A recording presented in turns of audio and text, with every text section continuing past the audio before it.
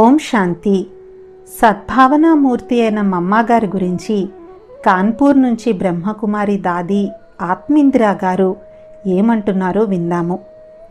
యజ్ఞ వ్యవస్థ సంబంధంగా ఎవరైనా ఆరోపణలు తీసుకువస్తే మీ పట్ల వ్యక్తిగతంగా వారి హృదయంలో ఏ భావన లేదు.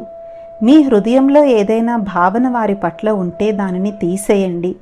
మమ్మ విరిగిపోయిన హృదయాలను జోడించేవారు. డ్రామాపై నిశ్చయము, తండ్రిపై నిశ్చయము, స్వయంపై నిశ్చయమున్న కారణంగానే మమ్మ నంబర్ 1గా అయ్యారు. మమ్మ అర్జునుని వలె ఏకాగ్రంగా ఉండేవారు. నంబర్ 1గా అయ్యేందుకు లక్ష్యం ఉంచారు. మమ్మ పిల్లలైన మాకు సదా చెప్తూ ఉండేవారు, సదా విచారాలను ఉన్నతంగా ఉంచుకుంటే తండ్రి సమానంగా అవుతారు. సదా తండ్రినే చూడండి, మీరు స్వయాన్ని చూసుకోండి, ఇతరులెవ్వరినీ చూడకండి.